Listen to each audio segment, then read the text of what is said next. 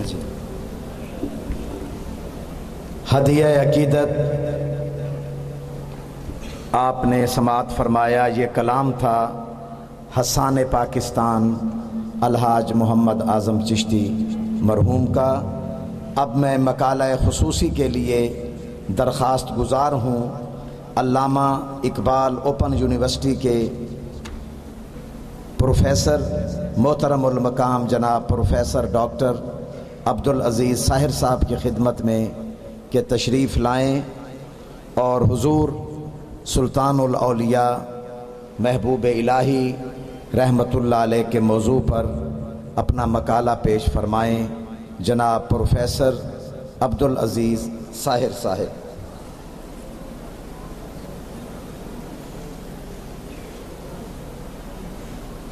تھوڑا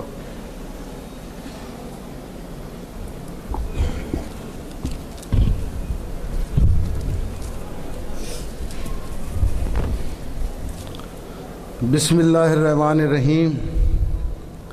صاحبان مسند، میں نے پچھلے سال اس سیمینار میں حضور نظام الدین اولیاء غریب نواز کے 3 منظروں کے حوالے سے ایک مکالمہ پیش کیا تھا۔ اس سال پھر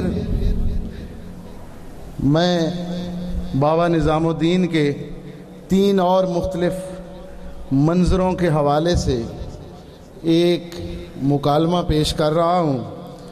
یہ بابا نظام الدین سے میرا ایک مکالمہ ہے۔ اس کو میں نے ایک طویل نظمیے کی صورت میں لکھا ہے، جس کا اختصار جو ہے وہ آپ صاحبان بصیرت کی سماعتوں کی نظر کر رہا ہوں۔ عنوان ہے 3 منظروں سے ایک مکالمہ۔ یہ منظر پہلا منظر ہے، یہ منظر آسماں کی آنکھ نے محفوظ کر رکھا ہے۔ یہ منظر پہلا منظر ہے، یہ منظر آسماں کی آنکھ نے محفوظ کر رکھا ہے، اور اب تک اسی منظر کو دامن میں سمو لینے پہ نازاں ہے۔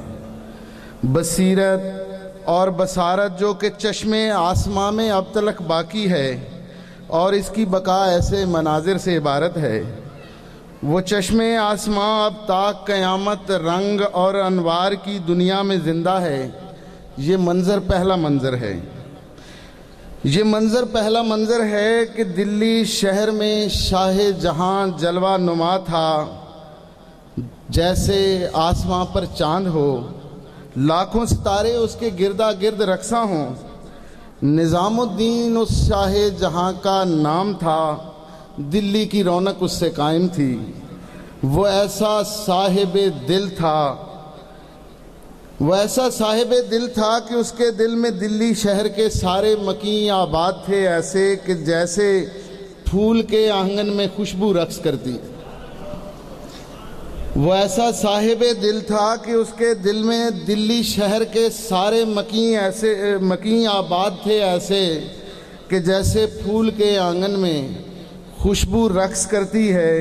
وہ ایسا صاحب دل تھا کہ شاہوں کو زیارت کی اجازت بھی نہیں دیتا تھا اپنی کج کلاہی سے۔ وہ ایسا صاحب دل تھا کہ شاہوں کو زیارت کی اجازت بھی نہیں دیتا تھا اپنی کج کلاہی سے۔ اگر اس سے کسی شاہ نے الجھنے کا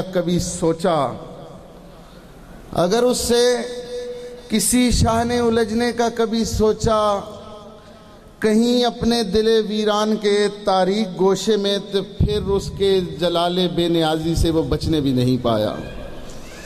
کہ دلی دور ہے اب تک سے ظاہر ہے جلال اس کا، ولی انداختم در گل بھی اس کا قول فیصل ہے، مگر وہ شہر دلی میں محبت ہی محبت تھا۔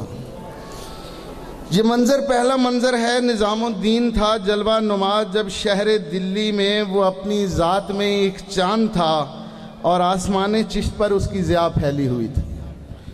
یہ منظر پہلا منظر ہے، نظام الدین تھا جلوہ نما جب شہر دلی میں وہ اپنی ذات میں ایک چاند تھا، اور آسمان چشت پر اس کی ضیاء پھیلی ہوئی تھی، اور ہزاروں قافلے اس کی زیارت کرنے آتے تھے بنگالے سے، بدائیوں سے، اجودن اور ہانسی سے، دیار خواجہ اجمیر سے، بغداد سے، بصرے کی خوش آثار گلیوں سے، وہ مکے اور مدینے سے، نجف کے راستے بصرے سے ہوتے خواجگان چشت کی بستی سے دلی شہر کی جانب رواں تھے۔ اور وہ اپنی ذات میں ایک چاند تھا اور آسمان چشت پر اس کی ضیاء پھیلی ہوئی تھی۔ اور یہ منظر پہلا منظر ہے، نظام الدین جب جلوہ نما تھا شہر دلی میں تو اس کے شہر میں خوشبو صبا اور روشنی رک رک کے چلتی تھی عجب حسن عقیدت سے۔ وہاں خوشبو خیال و خواب کے رنگوں کی تجسیمی ردا کو اوڑھ لیتی تھی، زیارت کرنے آتی تھی۔ زمین تھی، آسمان تھا، یا ہوا تھی یا کہانی تھی، کہانی کی طلسماتی فضا تھی یا سفر تھا، یا سفر کے موسموں کی خوشگمانی تھی۔ وہ خوشبو تھی کہ خوشبو کی کہانی تھی، وہ جو کچھ تھی محبت کی زبانی تھی۔ اسے شہر نظام الدین کی خوشبو ہمیشہ شاد رکھتی تھی، سدا آباد رکھتی تھی۔ یہ منظر پہلا منظر ہے کہ خوشبو ایک کہانی لکھ رہی تھی، اور کہانی کے مناظر جو کہ دل کے استعارے کی زمین میں کھل رہے تھے، یا کہ دل کا استعارہ اس کہانی کے مناظر اوڑھ کر چپ چاپ بیٹھا تھا، وہ خوشبو تھا، کہانی تھا، سباق کردار تھا، کیا تھا؟ نظام الدین تھا، دلی کی رونق اس سے قائم تھی، وہ دل کا استعارہ تھا۔ یہ منظر پہلا منظر ہے، یہ منظر جب بدلتا ہے، یہ منظر دوسرے منظر میں ڈھلتا ہے، زمانہ دیکھتا جاتا ہے، زمانہ دیکھتا جاتا ہے اور حیرت میں گم بھی ہے۔ یہ منظر دوسرا منظر کہ پورا شہر، یہ منظر دوسرا منظر کہ پورا شہر دلی غم کی بکل مار کر بیٹھا ہوا تھا اور زمانہ رو رہا تھا۔ یہ منظر دوسرا منظر کہ پورا شہر دلی غم کی بکل مار کر بیٹھا ہوا تھا اور زمانہ رو رہا تھا، اور زمانے کے سبھی منظر کہانی لکھ رہے تھے، اور کہانی جو کہ صدیوں سے سفر کرتی ہوئی دلی میں پہنچی تھی اور اس شہر تمنا میں ابد کے طاق پر رکھی ہوئی تھی۔ اس کہانی کے سبھی منظر کتاب اور خواب کی تعبیر سے روشن تھے، اور اس کی ضیاء ساری کہانی کے مناظر شہر دلی کی زمین سے جوڑ کر لکھتی ہوئی محسوس ہوتی تھی۔ کہانی جو تحیر کا سراپا اوڑھ کر حسن عقیدت کے طلسماتی جہاں میں طاق کے اوپر دھری تھی، اور ابد کے طاق پر رکھے دیے کی لو مسلسل بڑھ رہی تھی، اور زمانہ دیکھتا جاتا تھا حیرانی کے موسم میں۔ یہ منظر دوسرا منظر نظام الدین وہ جس کا چہرہ انور بقول شیخ شیرازی تماشا گاہ عالم تھا، کہیں بہر تماشا وہ کسی کی کھوج میں ایسے سفر پر جا رہا تھا جس سفر سے لوٹ کر آنے کا امکان بھی نہیں ہوتا۔ نظام الدین وہ جس کا چہرہ انور بقول شیخ شیرازی تماشا گاہ عالم تھا، کہیں بہر تماشا وہ کسی کی کھوج میں ایسے سفر پر جا رہا تھا جس سفر سے لوٹ کر آنے کا امکان بھی نہیں ہوتا۔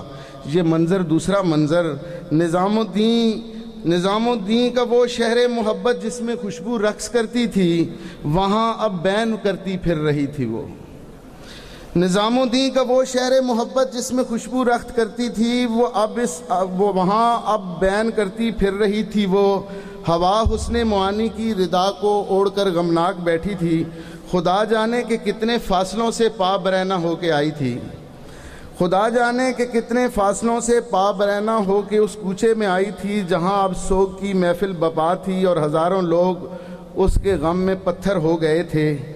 یہ منظر دوسرا منظر وہ خسرو جو نظام الدین کے جینے سے جیتا تھا، وہ گویا سانس لیتا تھا نظام الدین کے ہمراہ، وہ اس سمے دیار خواجہ دلی سے باہر تھا، وہ خسرو تھا جو روتا پیٹتا دلی میں پہنچا تھا۔ نظام الدین نہیں تھے، شہر دلی سوگ میں ڈوبا ہوا تھا، اور وہ گوری سیج پر سوئی تھی، مکھ پر کھیس ڈارے تھی، زمانہ رو رہا تھا۔ اور وہ گوری سیج پر سوئی تھی، مکھ پر کھیس ڈارے تھی، زمانہ رو رہا تھا، اور وہ چاروں اور ویرانی کا عالم تھا۔ یہ منظر دوسرا منظر یہ منظر جب بدلتا ہے، یہ منظر تیسرے منظر میں ڈھلتا ہے، زمانہ دیکھتا جاتا ہے اور حیرت زدہ بھی ہے۔ یہ منظر تیسرا منظر، یہ منظر ایک کہانی ہے، کہانی ایک سفر کا استعارہ ہے، کہانی استعارے سے مزین ہے، سفر ہے یا کہانی ہے، وہ جو کچھ ہے محبت کی زبانی ہے۔ مجھے لگتا ہے یہ چھوٹے سے بچے کی کہانی ہے، مجھے لگتا ہے یہ چھوٹے سے بچے کی کہانی ہے، وہ بچہ خود کہانی ہے، وہ بچہ ایک سفر ہے اور کہانی اس سفر کا استعارہ ہے۔ وہ بچہ ایک پسماندہ سے گاؤں کے کسی کچے سے گھر میں اپنی ماں کا ہاتھ پکڑے رو رہا تھا، اور کہانی میں کئی کردار تھے جو کہ ابد کے طاق پر رکھے چراغے خواجگانے چشت کے انوار سے روشن تھے، اور ان کی ضیاء ساری کہانی کے مناظر کو اجالا دے رہی تھی۔ پر حقیقت میں یہ ایک چھوٹے سے بچے کی کہانی ہے۔ کہانی کی روایت قصہ گو نے اس طرح کی ہے۔ اندھیری رات تھی، بارش تھی اور سردی کا موسم تھا۔ مجھے کچھ یاد پڑتا ہے وہ صدیوں کا سفر کر کے دیار خواجہ دلی میں پہنچا تھا۔ وہ ننگے پاؤں چلتا آ رہا تھا، پر اسے سردی کی اور بارش کی کچھ پرواہ نہیں تھی۔ اور مجھے کچھ یاد پڑتا ہے وہ ایک چھوٹا سا بچہ تھا، کسی پسماندہ گاؤں کے کسی کچے سے گھر میں رہ رہا تھا۔ پھر کہانی اوڑھ کر بارش کے موسم میں اندھیرے چیرتا میوے سفر تھا وہ صدیوں کا سفر کر کے دیار خواجہ دلی میں پہنچا تھا، عجب شوق محبت سے کہ جس کی آگ میں وہ جل رہا تھا۔ اور مجھے کچھ یاد پڑتا ہے وہ صدیوں کا سفر کر کے دیار خواجہ دلی میں پہنچا تھا تو اس کے پاؤں ننگے تھے،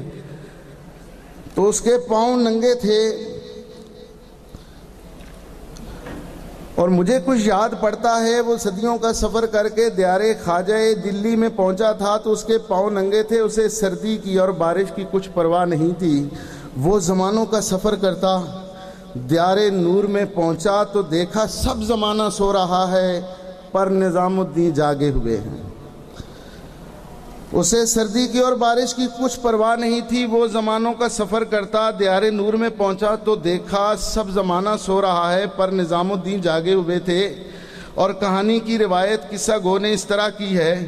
وہ بچہ جب کہ سردیوں کا سفر کر کے دیار خواجہ دلی میں پہنچا تھا تو بارش تھی، اندھیری رات تھی، سردی کا موسم تھا، زمانہ سو رہا تھا پر نظام الدین جاگے ہوئے تھے۔ اور وہ بچہ دیار نور میں گمسم کھڑا تھا اور سلطان جہاں نے اس کے سر پر ہاتھ رکھا تھا۔ عجب شفقت کے عالم میں وہ بچہ آج بھی اس لمس کو محسوس کرتا ہے۔ بے حد شکریہ۔